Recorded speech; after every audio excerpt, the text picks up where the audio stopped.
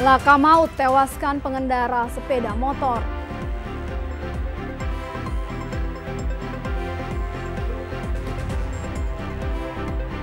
Informasi lainnya, polisi musnahkan puluhan liter miras.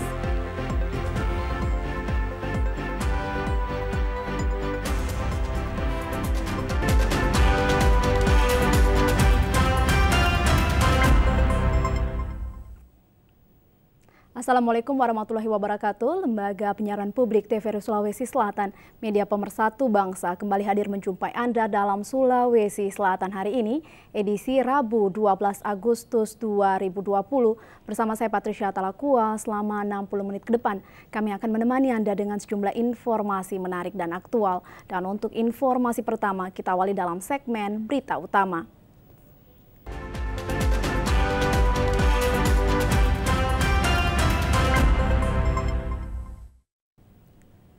Saudara, aparat kepolisian Polsek Mamajang dibantu tim Resmob Polda Sulawesi Selatan berhasil mengamankan 17 anak remaja geng motor yang meresahkan warga.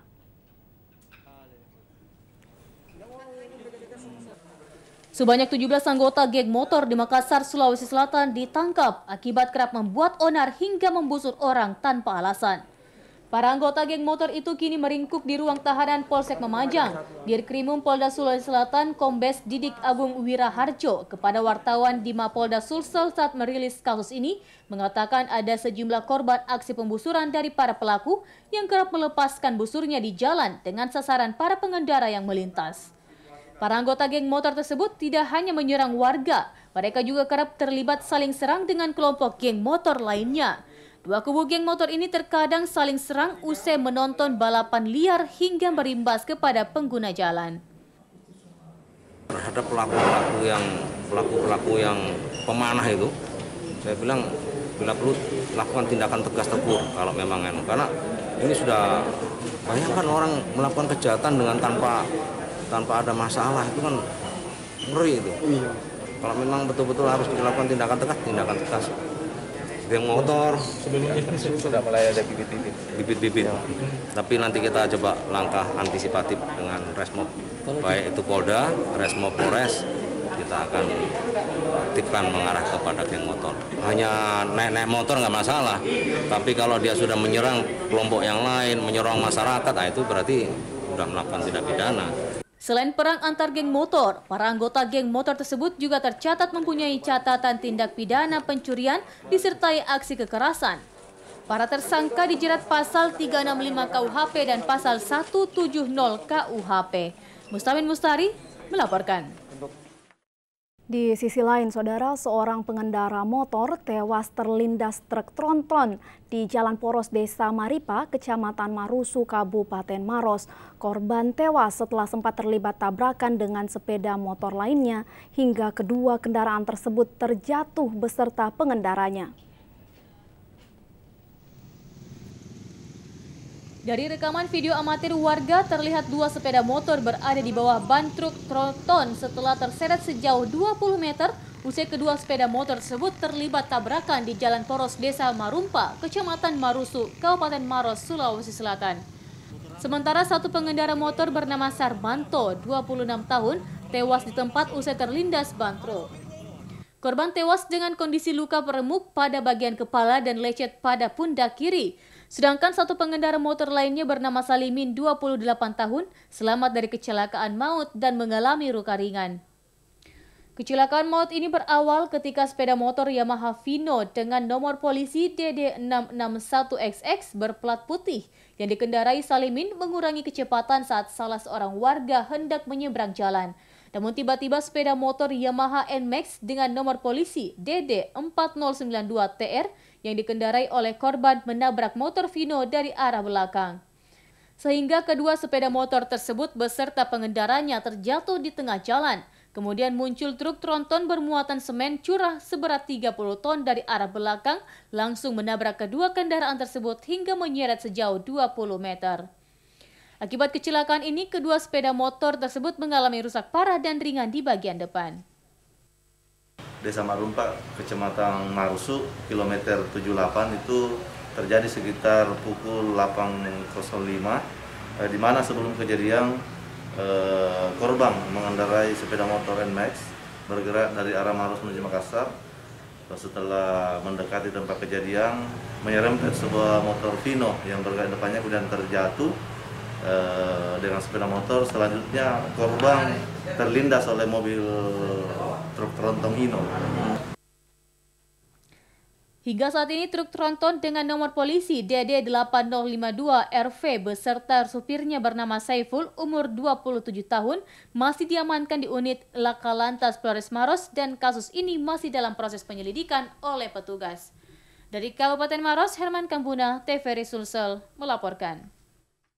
Warga Kabupaten Sidrap yang positif COVID-19 kembali bertambah 15 orang, menyusul keluarnya hasil tes swab COVID-19 dari Laboratorium Kesehatan Daerah Kabupaten Sopeng, Sulawesi Selatan. Sebanyak 15 orang warga Kabupaten Sidrap terkonfirmasi positif COVID-19 dengan keluarnya hasil swab dari Laboratorium Kesehatan Daerah Kabupaten Sopeng. Sehingga gugus tugas percepatan penanganan COVID-19 daerah Kabupaten Sidrap merujuk ke 15 orang positif COVID-19 ke sejumlah rumah sakit rujukan COVID-19 di Kota Makassar.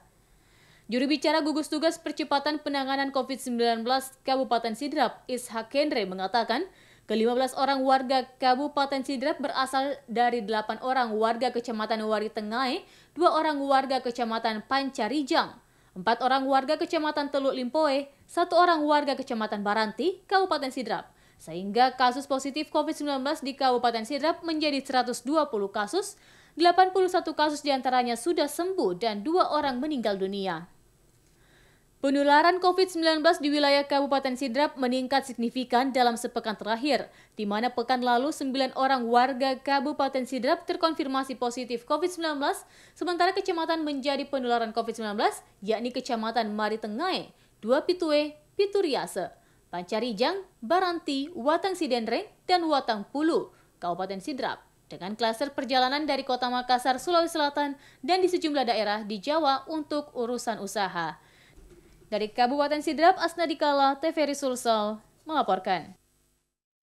Sementara itu dari Kabupaten Pindrang, pasca 2 pedagang terkonfirmasi positif COVID-19, Satuan Gugus Tugas Percepatan Penanganan COVID-19 di Kabupaten Pindrang melakukan penyemprotan disinfektan di Pasar Sentral Pindrang.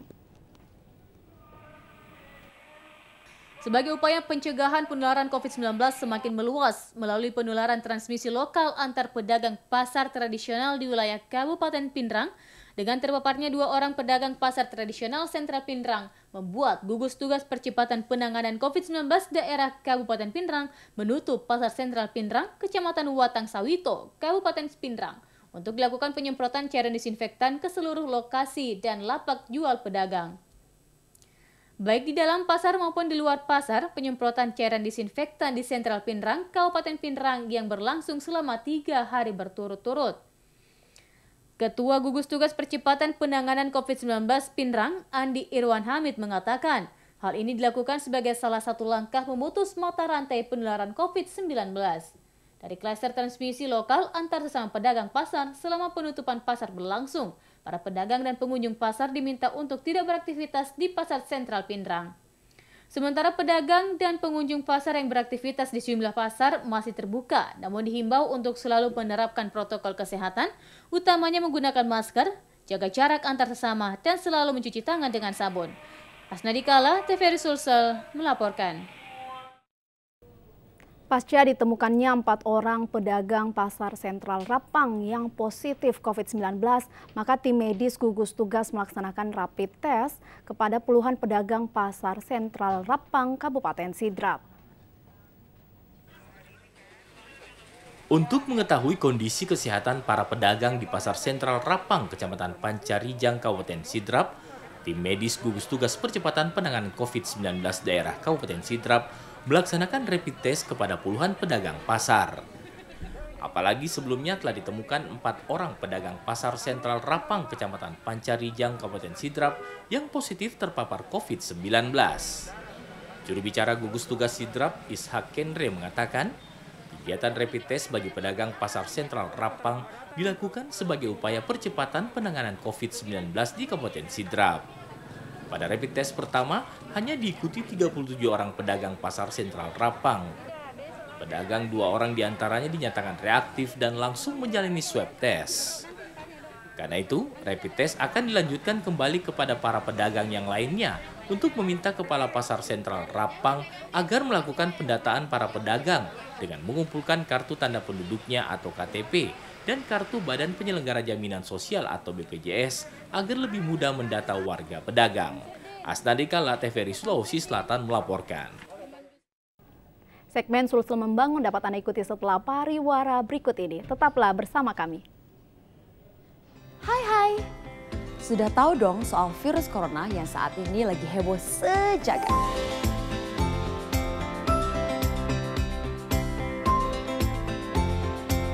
Virus corona atau yang dikenal juga dengan novel coronavirus adalah virus baru penyebab penyakit saluran pernafasan. Virus ini masih satu keluarga dengan virus penyebab SARS dan juga MERS. Yang sangat disayangkan sampai saat ini belum tersedia vaksinnya. Jadi kita perlu waspadai gejala klinisnya. Gejala klinis virus corona diantaranya adalah demam, batuk, gangguan pernafasan, sakit tenggorokan, letih dan juga lesu. Mudah, lakukan 3 langkah cegah. 1. Tutup mulut saat bersin atau batuk, kalau perlu menggunakan masker ya. 2. Cuci tangan hingga bersih menggunakan sabun atau menggunakan cairan antiseptik. 3. Jaga kesehatan dengan perbanyak mengkonsumsi buah dan sayur, serta hindari mengkonsumsi daging setengah matang dan rutin berolahraga.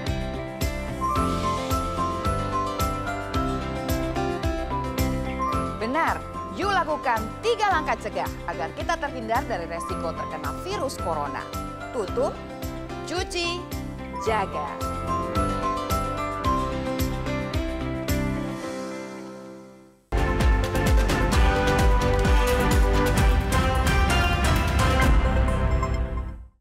Terima kasih Anda masih tetap setia bersama kami. Informasi pertama dalam segmen Sulsel Membangun, tahapan coklit yang dilaksanakan KPU dalam rangkaian tahapan Pilwali Kota Makassar hampir rampung dan saat ini telah mencapai 99%.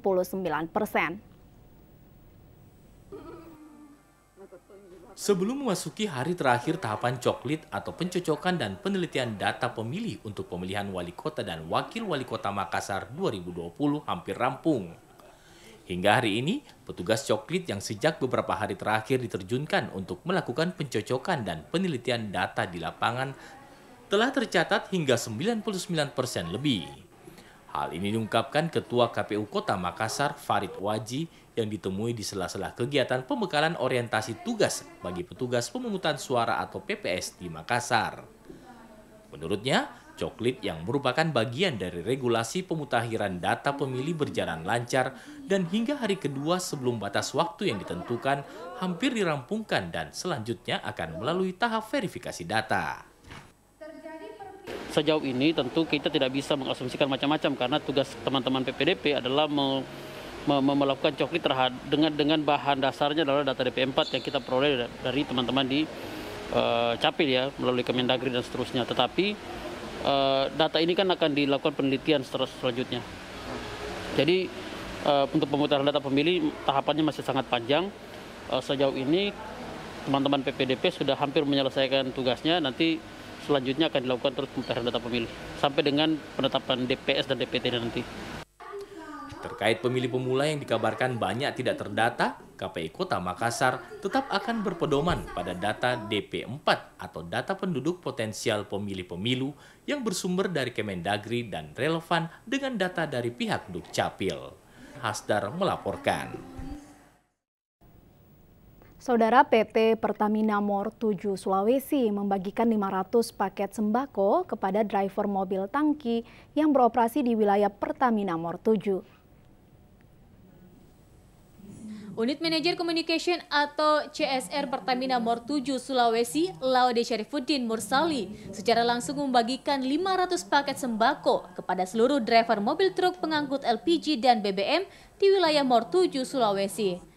Pemberian paket sembako ini sebagai bentuk kepedulian pihaknya kepada driver di masa pandemi COVID-19 ini dan juga sebagai upaya untuk memotivasi driver dalam mendistribusikan bahan bakar minyak dan LPG ke seluruh wilayah jangkauan Pertamina Mor 7 Sulawesi.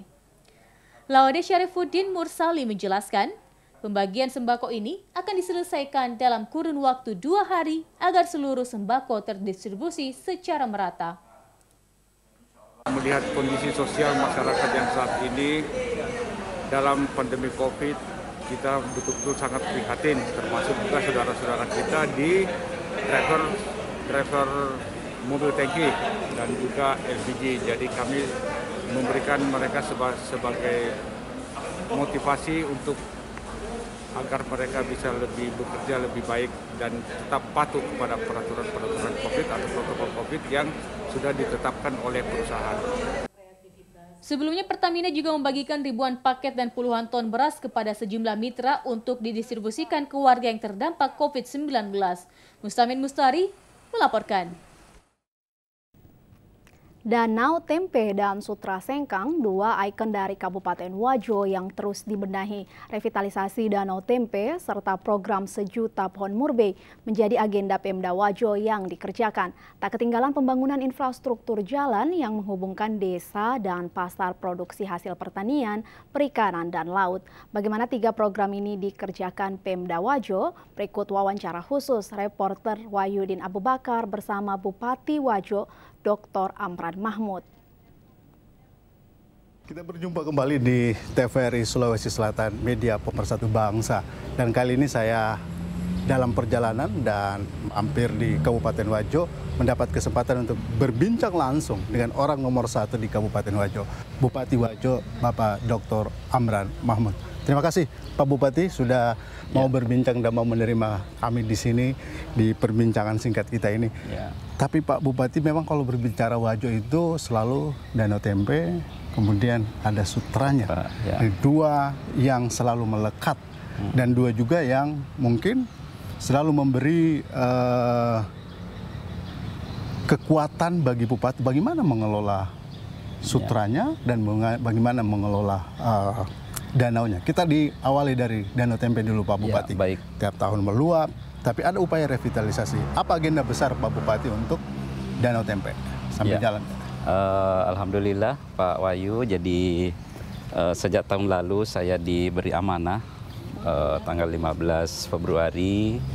Ya, kami memang melihat Wajo ini punya sumber daya alam yang luar biasa. Ya, memiliki potensi ekonomi yang cukup baik dan masyarakatnya yang memiliki jiwa ke entrepreneurship. Dan saya melihat bahwa Danau Tempe ini merupakan sebuah ikon dan memang dulu Danau Tempe itu dikenal mangkoknya Indonesia, Nusantara. Artinya mangkok selalu ada air di situ. Ada air dan ada ikan. Ya, dulu tahun 50-an itu mampu memproduksi sampai 50.000 ton ikan ya. Tetapi sekarang ini sudah semakin menurun karena sudah banyak terjadi kerusakan lingkungan, kemudian sedimentasi, danau juga semakin hari semakin meninggi. Ya, akhirnya alhamdulillah kami juga bersyukur kalau Danau Tempe ini masuk 15 danau di Indonesia menjadi program strategi nasional untuk penyelamatan danau dan tentu kami juga dari jajaran pemerintah daerah akan terus berusaha bagaimana mengawal program revitalisasi yang sudah berjalan tahap pertama. Kemudian tahun ini tahap kedua lagi, lebih 2 juta kubik akan dikeruk lagi ke beberapa titik-titik penempatan sedimentasi yang sekarang ini sedang. Artinya ada perhatian khusus bagi Danau Tempe di program Pak Bupati bersama jajarannya? Iya, jadi kami selain mengawal itu juga sekarang ini bekerja sama dengan beberapa perguruan tinggi, termasuk Unhas, Bosowa, kemudian Unismu, perguruan tinggi yang ada juga di sini, Universitas Puan Rima Gelatu. Kita meminta supaya tenaga-tenaga ahli mereka, riset-riset yang bisa dilakukan untuk melakukan penelitian di kawasan danau ini untuk melihat ada sinergi, Pak, ya? Potensi perikanan yang ada, karena sekarang ini sudah ada ikan sapu-sapu yang menguasai daripada danau ini, sehingga ikan-ikan endemik ini yang khusus yang khas itu hilang, perlahan-lahan bisa berkurang, bisa hilang. Jadi itu upaya kita. Kemudian yang kedua, Danau Tempe ini sebenarnya punya 3 dimensi selain perikanannya, airnya yang melimpah ini untuk bisa dimanfaatkan pertanian. Ada 5 kecamatan yang Sabang Paru yang terbesar. Mulai dari Belawa, Tenasitolo, Tempe, kemudian Pamanas sampai Sabang Paru, untuk potensi pertaniannya cukup besar. Kemudian yang ketiga, ini yang kita persiapkan ke depan, yaitu Danau Tempe ini menjadi ikon pariwisata. Tetapi tentu kita akan menata dulu infrastrukturnya, supaya nanti ikon pariwisata ini bisa mendapatkan dukungan penuh kalau infrastrukturnya insya Allah kita benahi. Alokasi anggaran besar itu, Pak Bupati. Tentu memiliki. Tapi saya membayangkan gini loh, bagaimana seorang bupati, pemimpin mendistribusi kebutuhan. Danau Tempe mau jadi wisata besar, infrastruktur dengan program 1000 km jalan besar, Sutra yang mau direvitalisasi besar, dalam penguatan agenda program 5 tahun, bagaimana mengelola prioritas-prioritas itu, Pak Bupati, dan yang relevansi dengan kebutuhan masyarakat itu? Jadi sebenarnya yang banyak menguras anggaran ini adalah infrastruktur, termasuk salah satunya tadi bagaimana infrastruktur jalan, menghadirkan 1000 km jalan mantap, yang masih bisa diperbaiki, yang harus diganti, struktur bangunannya seharusnya beton, selalu terendam air dan sebagainya, tanahnya labil. Itu kita akan lakukan. Itu masih PR besar. Itu PR besar, dan kalau itu bisa ruas-ruas yang saya maksud tadi, infrastruktur sampai ke titik pariwisata, ini kan nanti akan sangat membantu. Jadi untuk pariwisatanya ini tentu kita akan mengajak pihak ketiga, investor, baik investor lokal, banyak orang-orang Wajo sebenarnya yang sukses. Mereka membangun hotel, membangun apa di mana-mana. Kembali dong. Mereka kita ajak untuk pulang kampung, bisa kita bangun bersama daerah ini, asal infrastrukturnya tadi mendukung. Jadi infrastruktur mendukung itu menjadi jalan ekonomi bagi masyarakat. Nah, ini Pak Bupati sambil jalan. Wajo kan dengan sutranya. Cuman kan tantangan sekarang ada pada 2 pilihan. Tetap membuka lebar ruang bahan baku dari luar negeri untuk jadi yang diolah dengan mesin, atau membangkitkan Wajo hulu ke hilir, mulai dari sutra, pewarnaan benang, alat tenun bukan mesin. Secara ekonomi dan secara penguatan Wajo sebagai ikon sutra, apa yang menjadi pendekatan dari pemerintah? Dengan melihat dan selama ini kami ketemu dengan para pengrajin-pengrajin kita, itu mereka sangat menantikan kembali seperti dulu. Mereka bisa mengelola mulai dari hulu sampai hilir, dan kita bisa sebenarnya menghasilkan sesuatu yang juga berkualitas, bisa bersaing dengan benang-benang dari luar, bila kita mengawalnya dari awal, misalnya penanaman murbei yang berkualitas, kemudian ulat sutra yang bagus, kemudian pemeliharaan yang baik. Saya membaca ini korelasi program 1 juta pohon murbei. 1 juta pohon murbei yang kita canangkan, yang kebetulan disupport penuh oleh Bapak Gubernur. Dan alhamdulillah tahun ini provinsi sudah menganggarkan, kami siapkan lahan untuk menanam 1 juta pohon murbei. Bahkan di UPT Perindustrian Provinsi di sini akan dibangun pemintalan mesin modern untuk bisa membackup kebutuhan benang kita. Artinya peta revitalisasi itu ada pada penyediaan pohon murbei untuk menghasilkan ulat sutra yang menjadi bahan baku. Betul. Berarti hulunya diperkuat, Bapak? Hulunya diperkuat, kemudian pembinaan para pengrajin IKM kita terus kita tingkatkan, kita edukasi terus masyarakat. Kemudian saya kira kalau dari segi kreativitas, inovasi dari para pengrajin-pengrajin kita tidak kalah juga sih dengan ini. Sisa menghadirkan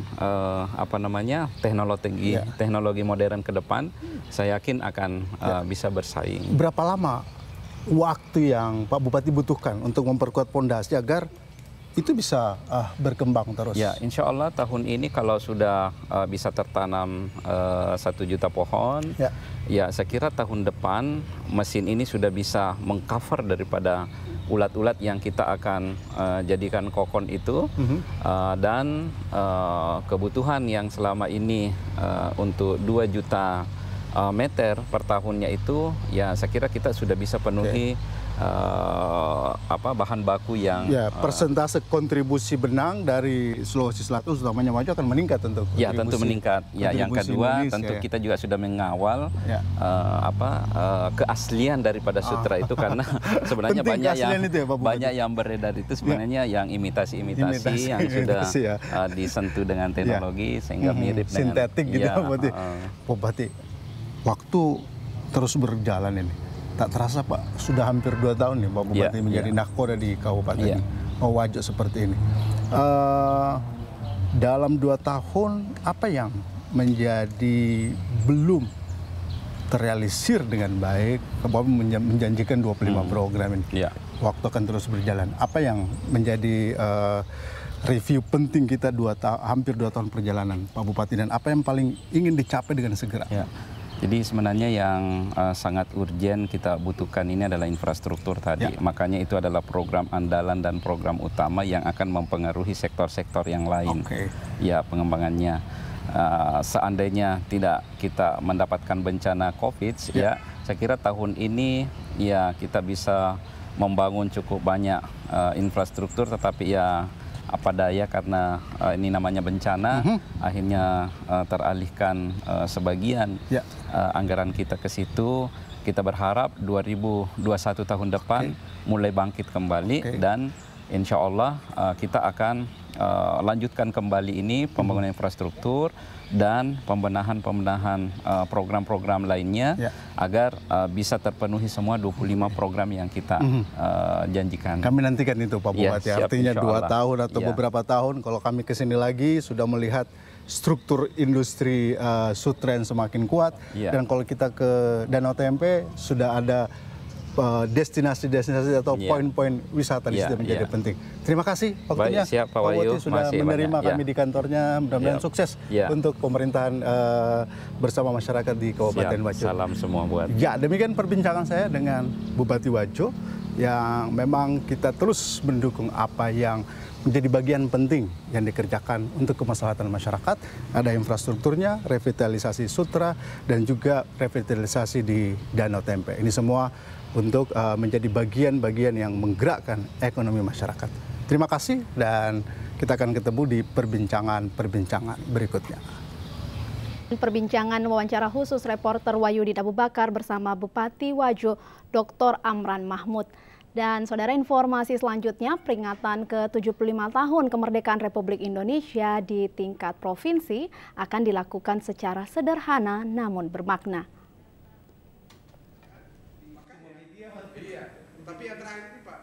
Di masa pandemik saat ini, diperlukan kiat agar setiap kegiatan yang melibatkan orang banyak harus dikemas dengan tetap memperhatikan protokol kesehatan. Demikian pula dengan kegembiraan masyarakat saat memperingati 75 tahun kemerdekaan Republik Indonesia. Menurut anggota tim gubernur untuk percepatan pembangunan TGUPP Aryadi Arsal, meski bentuk kegiatan peringatan 75 tahun kemerdekaan Republik Indonesia di tingkat provinsi sederhana, namun syarat dengan makna untuk menguatkan filosofi kemerdekaan itu sendiri. Ini kan dengan masa COVID dengan berbagai keterbatasan, kegiatan-kegiatan tentu tetap berjalan untuk menyemarakkan kemerdekaan, tapi dengan berbagai keterbatasan tentunya. Misalnya ini ada teman-teman komunitas renang, itu akan melakukan bakti sosial, tanam pohon bersama masyarakat, 17 pohon, terus mengibarkan bendera di bawah laut, 8 bendera, sekaligus di situ di atasnya Garuda di lautku. Karena Garuda di Laut ini ternyata yang terbesar di seluruh Indonesia. Dan insya Allah teman-teman saya lihat ini apresiasi mereka mau berenang sambil bawa balon kemerdekaan nyebrang laut Makassar insya Allah. Ya, banyak ya aktivitas lain tentunya dan mudah-mudahan kegiatan ini menyemarakkan kemerdekaan kita meskipun dengan suasana Covid, tapi insya Allah tetap semarak dengan pembatasan tentunya. Saat beraudiensi dengan Kepala Stasiun TVRI Sulawesi Selatan, Dr. Andes Sifak MSI, Aryadi Arsal mengajak TVRI Sulawesi Selatan untuk ikut berpartisipasi dalam menyemarakkan peringatan 75 tahun kemerdekaan Republik Indonesia di tingkat provinsi. Pada pertemuan itu, Kepala Stasiun TVRI Sulawesi Selatan, Dr. Andes Sifak MSI menyampaikan komitmen TVRI sebagai TV publik yang ikut mendorong dinamika pembangunan yang dipimpin Gubernur Sulawesi Selatan, Nurdin Abdullah. Bahkan dalam penguatan pemantauan dampak COVID-19 bagi warga Sulawesi Selatan di perantauan, TVRI Sulawesi Selatan selalu melakukan wawancara jarak jauh dengan kerukunan keluarga Sulawesi Selatan dari berbagai daerah hingga ke luar negeri dan disiarkan langsung. Ini menjadi bukti konkret keikutsertaan TVRI Sulawesi Selatan menjadi media penyambung aspirasi warga KKSS di berbagai wilayah.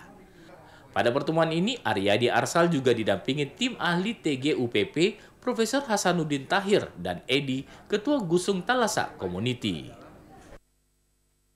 Saudara, informasi dari berbagai daerah di Sulawesi Selatan akan kami hadirkan dalam segmen Lintas Daerah setelah pariwara berikut ini.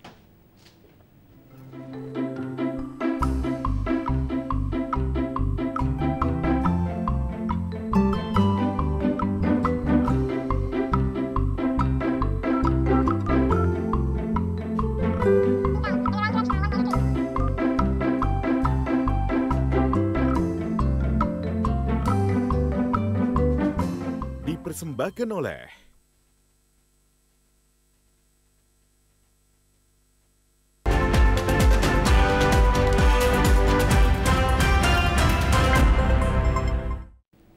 Informasi dari Kota Parepare, Kepolisian Sektor Ujung Polres Parepare kembali memusnahkan puluhan liter minuman keras atau miras jenis ballo di halaman kantor Mapolsek Ujung Polres Parepare, Sulawesi Selatan. Puluhan liter miras jenis ballo yang dikemas dalam sebuah jerigen berukuran 5 liter dimusnahkan anggota Kepolisian Polsek Ujung Polres Parepare. Puluhan miras ini ditemukan saat dilakukan patroli multi kejahatan atau PMK di wilayah ujung kota Parepare. Meski di masa pandemi COVID-19 saat ini, anggota Kepolisian Polsek Ujung tetap intens melakukan patroli untuk memberikan rasa aman dan nyaman. Diketahui, miras jenis ballo ini dapat memicu tindak kejahatan kriminal yang bisa mengganggu ketenangan dan keamanan masyarakat di kota Parepare. Kanit Binmas Polsek Ujung Polres Parepare, Ibda Hamka memukakan, selama masa pandemi COVID-19, ratusan liter miras jenis ballo yang telah disita dan dimusnahkan. Adapun besarnya itu sekitar kurang lebih 70 liter. Ya. Kemudian, selama pandemi ini, kami melaksanakan patroli multi kejahatan, ada beberapa minuman-minuman keras berupa ballo kita temukan. Kemudian kita berikan pembinaan kepada warga yang melaksanakan apakah itu menjual ballo, apakah itu melaksanakan pesta miras, kita berikan semacam teguran-teguran bina-binaan. Sementara itu berdasarkan pantauan Polsek Ujung Polres Parepare mengatakan, jika penjualan miras jenis ballo tersebut kini mulai berkurang selama intens digelar patroli multi kejahatan pada malam hari. Dari Kota Parepare, Amiruddin, TVRI Sulawesi Selatan melaporkan. Beralih ke Kota Makassar, Kepolisian Kota Besar Makassar melakukan penyelidikan terkait dugaan pelecehan seksual atau pencabulan terhadap sejumlah anak di bawah umur yang dilakukan oknum guru mengaji di Makassar, Sulawesi Selatan. Sejauh ini, polisi telah menerima laporan 3 orang anak di bawah umur yang didampingi orang tuanya dan telah dimintai keterangan. Polisi akan melakukan penyelidikan terhadap pelaku pencabulan tersebut. Kepolisian Polrestabes Makassar melalui Unit Perlindungan Perempuan dan Anak atau PPA melakukan penyelidikan terkait dugaan pelecehan seksual atau pencabulan anak di bawah umur yang dilakukan oknum guru mengaji di Makassar, Sulawesi Selatan. Sejauh ini sudah ada 3 orang yang melaporkan dugaan pencabulan tersebut dan tengah diminta keterangannya oleh tim penyidik. Untuk menguatkan tindak pidana yang terjadi, polisi juga masih menunggu visum dari para korban anak di bawah umur tersebut. Sembari berkoordinasi dengan Pusat Pelayanan Terpadu Pemberdayaan Perempuan dan Perlindungan Anak Kota Makassar atau PTP2PA. Dari hasil laporannya, sejumlah korban anak di bawah umur tersebut diduga dicabuli oleh oknum guru mengajinya hingga 2 kali di lokasi yang sama. Pelaku memasukkan jarinya ke dalam kelamin korban tersebut. Korbannya sementara kita ambil keterangannya, ada 3 yang sudah melapor. Yang lain-lainnya itu mungkin kalau dia ini mungkin menyusul ya, keterangannya kita ambil. Jadi untuk saat ini lagi dilakukan pendalaman terhadap penyelidikan. Rencana kalau misalnya sudah penyelidikannya maksimal, langsung kita gelar perkara untuk menentukan apakah itu bisa ditingkatkan ke penyidikan atau. Saat ini polisi masih melakukan pendalaman untuk ditindaki ke penyelidikan yang telah diketahui pelaku dugaan pencabulan oleh oknum guru mengaji yang tidak lain juga tetangga para korban. Polisi sejauh ini terus menguatkan penyelidikan dengan menunggu hasil visum dan juga koordinasi dengan psikolog untuk memberikan gambaran terkait kondisi anak di bawah umur yang diduga menjadi korban pencabulan. Sebelum akhirnya melakukan gelar perkara untuk menentukan tindak lanjut penahanan terhadap pelaku oknum guru mengaji tersebut. Mustamin Mustari melaporkan. Informasi dari Minahasa Utara dan Sulawesi Tengah dapat Anda ikuti dalam segmen Lintas Nusantara setelah informasi berikut ini. Virus corona sedang memporak-porandakan hidup kita. Diam di rumah. Itu adalah cara paling baik untuk memutus rantai penularan virus corona. Kalau kamu diam di rumah, kamu sedang melindungi diri kamu sendiri, orang-orang yang kamu sayang, dan juga saudara-saudara kita para petugas medis dan para pekerja informal yang tidak bisa diam di rumah. Saya diam di rumah karena saya ingin melindungi diri saya dan kaum manusia seperti kakek nenek saya. Saya diam di rumah karena saya mau melindungi guru-guru saya. Saya diam di rumah karena saya mau melindungi teman-teman dan tetangga saya. Saya diam di rumah. Saya diam di rumah. Saya diam di rumah saja. Kamu?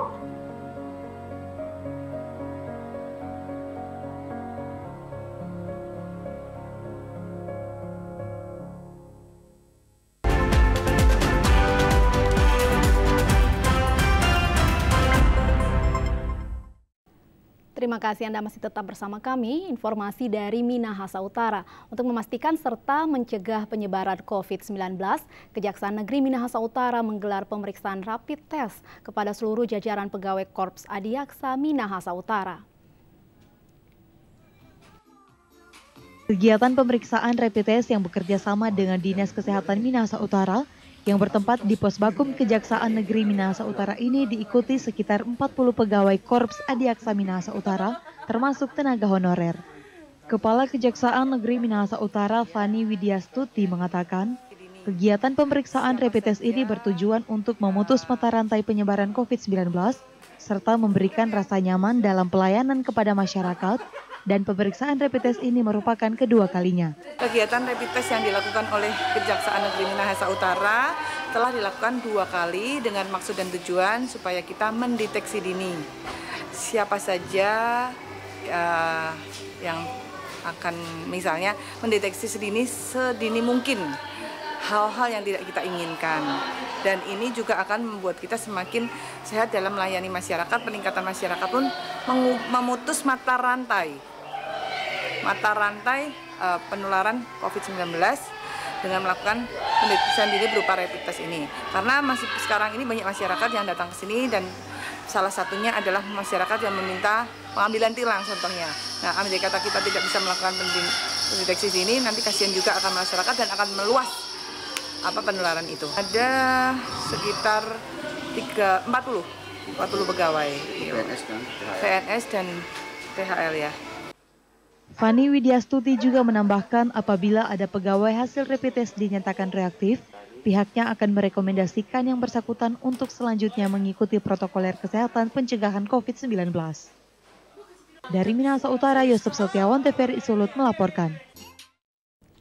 Sementara itu dari Provinsi Sulawesi Tengah, sebanyak 9 kabupaten di Provinsi Sulawesi Tengah dilaporkan 0 kasus aktif COVID-19, yaitu Kabupaten Toli-Toli, Sigi, Parigi Motong, Buol, Morowali, Banggai Kepulauan, Banggai Laut, Poso, dan Tojo Una-Una. Saat ini hampir seluruh kabupaten Provinsi Sulawesi Tengah beralih menjadi zona kuning. Berdasarkan data pertanggal 6 Agustus tahun 2020 dari Pusat Data dan Informasi Bencana Sulawesi Tengah, jumlah pasien yang terkonfirmasi positif COVID-19 di Sulawesi Tengah berjumlah 217 orang dan dinyatakan sembuh 194 orang dan meninggal dunia sebanyak 7 orang. Dari data tersebut, sebanyak 9 kabupaten di Sulawesi Tengah, yaitu Kabupaten Toli-Toli, Sigi, Parigi Motong, Buol, Morowali, Bangkep, Balut, dan Kabupaten Poso dilaporkan 0 kasus aktif COVID-19. Sementara itu di Provinsi Sulawesi Tengah sendiri tinggal 2 kabupaten yang berada dalam zona merah dan orange, yaitu Kabupaten Banggai dan Kabupaten Morowali. Sementara untuk Kota Palu dan 10 kabupaten lainnya telah beralih dari zona merah ke zona kuning. Benar ya, untuk sekarang kita sudah masuk ke zona kuning untuk hijau untuk Touna. Terus Banggai itu masih zona oranye, untuk yang Kota Palu dan selebihnya itu zona kuning. Nah itu apa yang menyebabkan menjadi perubahan itu? Jadi konfirmasi positif yang setiap kabupaten itu angka kesembuhannya itu sudah lebih daripada 50, sudah lebih dari 80%. Ya, ada yang sudah konfirmasi positifnya sudah negatif semua.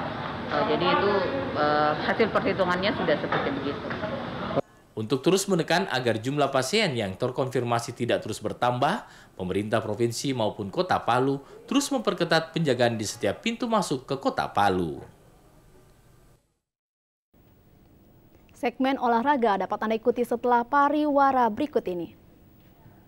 Hai, sudah tahu dong soal virus corona yang saat ini lagi heboh sejagat.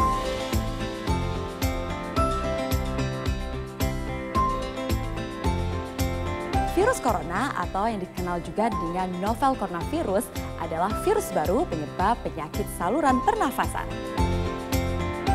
Virus ini masih satu keluarga dengan virus penyebab SARS dan juga MERS yang sangat disayangkan sampai saat ini belum tersedia vaksinnya. Jadi kita perlu waspadai gejala klinisnya. Gejala klinis virus corona diantaranya adalah demam, batuk, gangguan pernafasan, sakit tenggorokan, letih, dan juga lesu.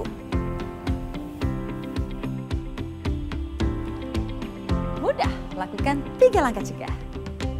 1. Tutup mulut saat bersin atau batuk, kalau perlu menggunakan masker ya. 2. Cuci tangan hingga bersih menggunakan sabun atau menggunakan cairan antiseptik. 3.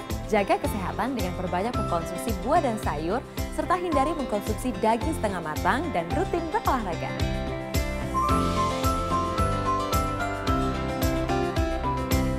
Benar, yuk lakukan 3 langkah cegah agar kita terhindar dari resiko terkena virus corona.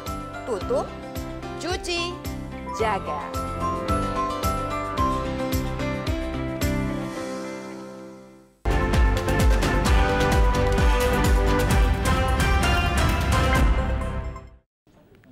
Saudara, kaderisasi dan regenerasi atlet Perbakin Sulawesi Selatan menjadi penting dan memiliki potensi besar guna memaksimalkan capaian prestasi atlet saat ini.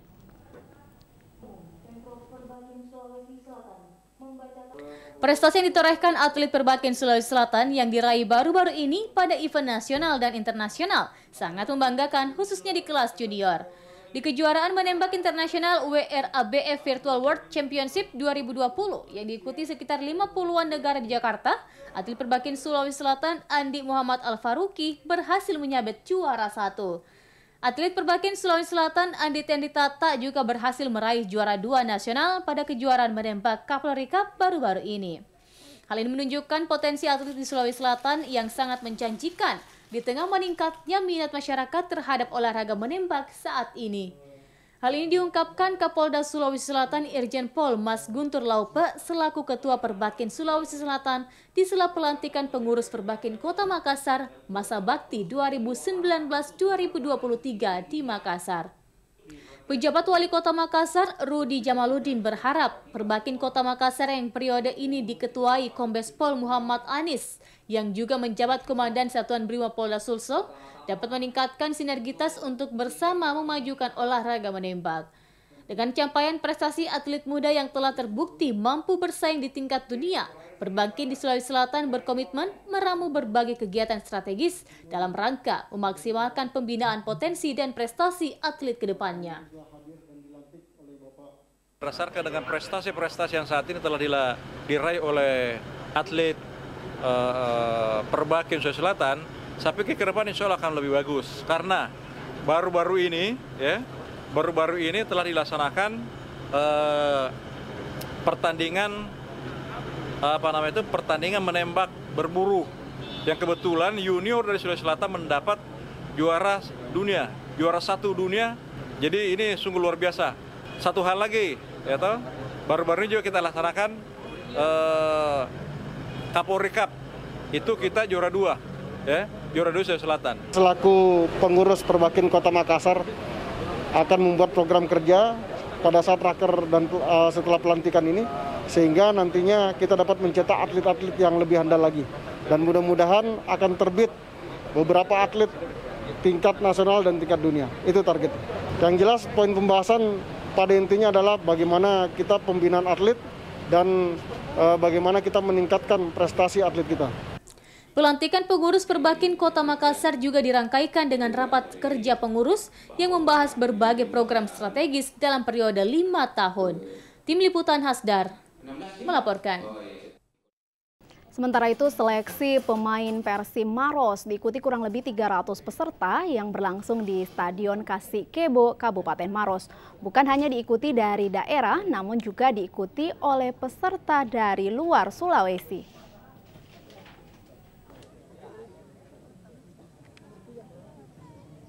Kurang lebih 300 peserta dari berbagai daerah di Indonesia mengikuti seleksi pemain tim Persib Maros yang berlangsung di Stadion Kasikebo, Kabupaten Maros. Proses seleksi ini berjalan sesuai regulasi yang dikeluarkan PSSI, yakni kelahiran 1 Januari 1998 sampai 30 Desember 2002 atau berumur sekitaran 18 hingga 22 tahun. Seleksi pemain hari kedua ini digelar dalam bentuk game singkat dengan durasi tanding 20 menit. Tiap pemain yang hadir bergantian masuk untuk bermain sesuai dengan posisi idealnya masing-masing. Ketua Askap PSSI Maros, Yusdal Yusuf mengatakan, peserta tidak hanya berasal dari Maros, peserta dari luar kabupaten pun banyak berdatangan mengikuti seleksi. Nama besar Persib Maros pernah mencetak sejumlah pemain bintang di Liga Indonesia seperti Syamsidar, Zulkifli Syukur, Asri Akbar, hingga Christian Carrasco menjadi magnet warga untuk ikut ambil bagian dalam seleksi. Seleksi ini juga dikatakan akan berlangsung sangat ketat dan kompetitif, apalagi berlangsung di bawah pemantauan tim seleksi berkualitas yang merupakan mantan pemain sepak bola profesional di Liga Nasional. Membeludaknya jumlah peserta disambut positif oleh Askap PSSI Maros selaku penyelenggara seleksi. Yang terdaftar dari panitia seleksi kurang lebih 300. Kita seleksi sampai dengan akhir September. Jumlahnya 25 peserta ya, pemain. Kalau yang lolos seleksi, itulah nanti yang jadi tim pemain Persib untuk persiapan Liga 3. Itu yang akan dibina. Itu akan dibina. Liga 3 itu sesuai dengan hasil rapat melalui virtual. Kemarin ditentukan bahwa untuk Liga 3 akan dilaksanakan di bulan Oktober. Pengurus PSSI Maros berharap seleksi tersebut dapat melahirkan pemain yang berkualitas demi bangkitnya kembali Persib Maros di kancah sepak bola nasional yang sempat vakum beberapa waktu lamanya. Dari Kabupaten Maros, Herman Kambuna, TVRI Sulsel melaporkan. Segmen Rona-Rona dapat Anda ikuti setelah informasi berikut ini.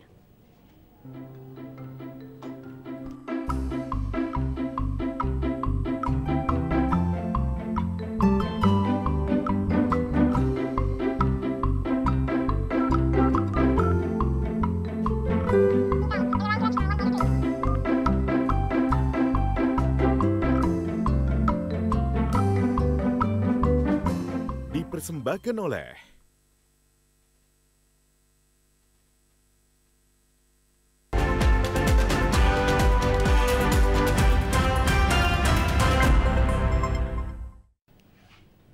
Pandemi COVID-19 membuka peluang usaha penjualan ikan cupang untuk mengangkat kembali pamor ikan cupang di kalangan pecinta ikan hias sebagai peluang mengusir kejenuhan di tengah masa pandemi.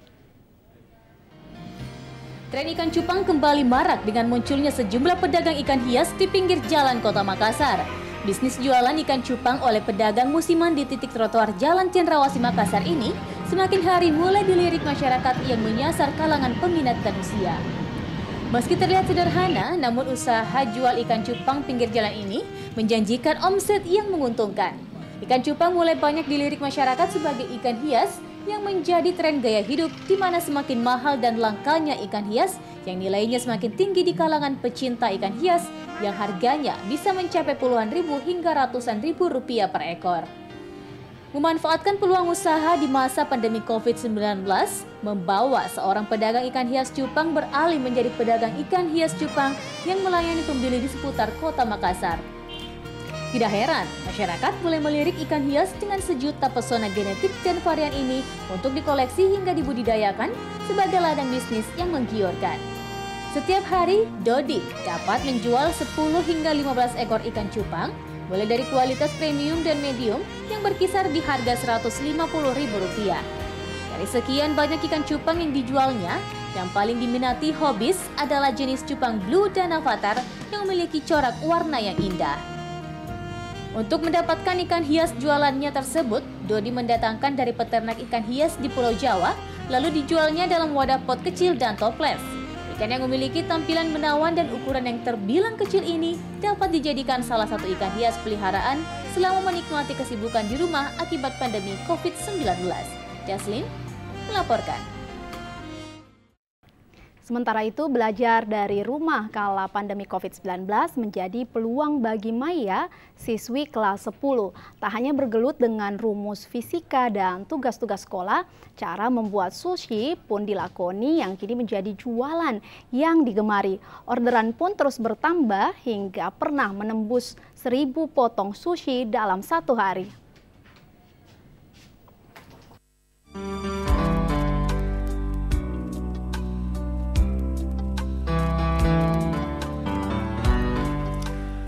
Inilah Andi Humaira Sahra Pinastika Mustaqim, lebih akrab dengan panggilan Maya, siswi kelas 10 SMA Negeri 2 Makassar. Seperti belajar lain, kala pandemi COVID-19, giat belajar dari rumah. Hanya saja belajar dari rumah menyisakan banyak waktu lowong, tak seperti ketika aktif belajar di sekolah. Aktivitas Maya padat, mulai pagi hingga sore dengan beragam kegiatan.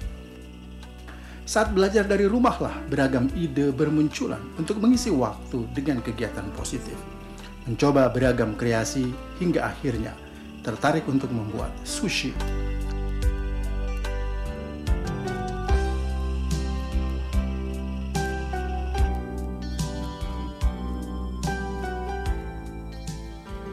Ya, sushi, makanan khas warga Jepang yang kini juga digemari hampir di seluruh negara.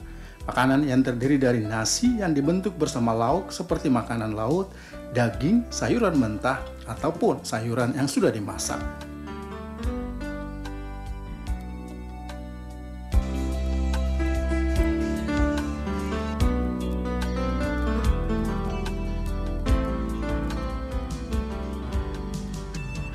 Berbekal dari tutorial di media sosial, Maya terus mencoba mencari komposisi yang pas untuk sushi yang lebih mengena dan pas di lidah warga Makassar. Maya mengisi masa belajar dari rumah dengan membuat sushi. Awalnya hanya untuk konsumsi keluarga. Kini menjadi usaha yang ditekuni bersama keluarga. Media daring menjadi tempat berkomunikasi dengan penikmat sushi di Makassar dan sekitarnya.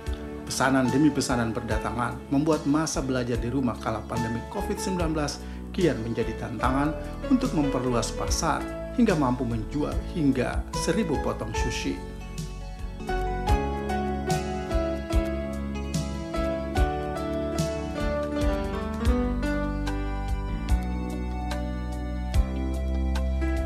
Dari hidangan hanya untuk keluarga di rumah, menjadi pilihan bisnis yang ditekuni Maya telah mengajarkan banyak hal.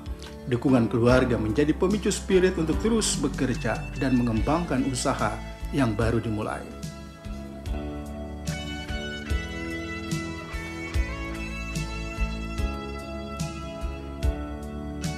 Jadi awalnya saya menjadikan sushi sebagai menu buka puasa. Ketika saya mencobakan sushi saya kepada kakak saya, ibu saya, dan ayah saya, ternyata mereka semua suka. Respon mereka sangat bagus. Sehingga saya mengirimkan sushi saya ke rumah tante, rumah om, dan rumah sepupu-sepupu saya, dan ternyata mereka semua suka. Sehingga saya memutuskan untuk bagaimana jika sushi saya jual dan menjual sushi saya dan membuka bisnis sushi Sushi. Dan alhamdulillah sampai sekarang detik ini saya sudah menjual lebih dari 1000 pieces biji sushi. Dengan membuka usaha sushi Sushi ini saya menjadi lebih semangat dan lebih bisa mengekspresikan diri saya untuk terjun ke dunia usaha dengan membuat sushi Sushi.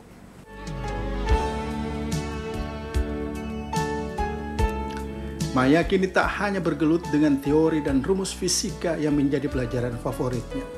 Sushi Sushi kreasi Maya dengan beragam varian sudah menjadi salah satu makanan yang dicari warga Makassar. Pandemi COVID-19 memang membatasi aktivitas masyarakat. Namun Maya bisa membuat pembatasan itu tidak membatasi kreasi dan inovasinya dengan menggeluti pembuatan sushi. Bukan tak mungkin dari tangan Maya, benih sushi Sushi akan membesar dan menambah entrepreneurship dari kalangan muda di Makassar, Sulawesi Selatan. Dari bisnis sushi kita beralih ke informasi lainnya. Ada banyak lorong di sebuah kota. Jalan kecil yang menghubungkan satu RT dengan RT lainnya.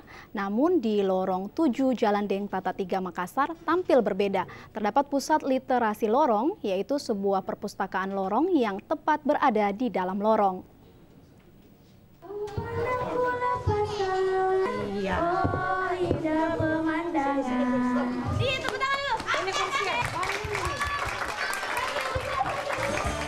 Lorong 7 di Jalan Deng Tata 3 Makassar sore itu kembali ramai dengan anak-anak. Seperti biasa, perpustakaan lorong yang dibangun warga punya kegiatan. Kali ini mereka membaca dan juga menggambar.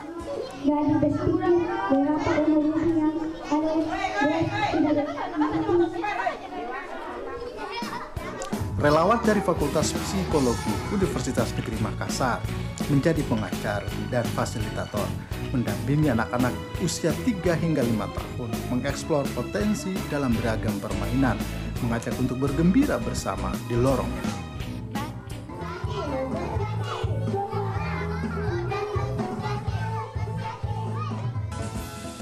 Lorong ini menjadi tempat titik temu warga dengan berbagai aktivitas. Kehadiran perpustakaan lorong membuka akses terhadap bacaan yang dekat dengan rumah dan menjadi pusat kegiatan warga.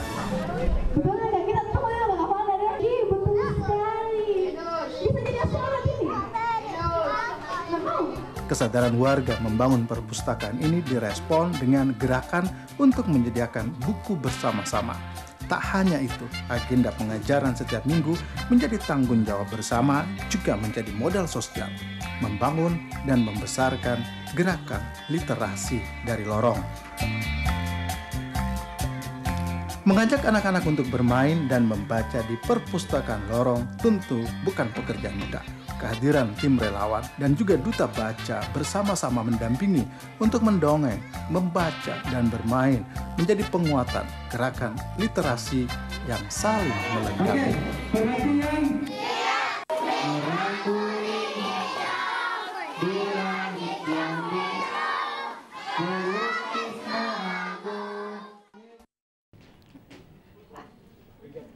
Informasi tadi sekaligus mengakhiri jumpa kita pada hari ini. Setelah ini Anda dapat menyaksikan dialog para IKT bersama rekan kami Wahyudin Abu Bakar. Akhir kata saya Patricia Talakua beserta seluruh kerabat kerja bertugas mengucapkan terima kasih atas perhatian Anda dan sampai jumpa.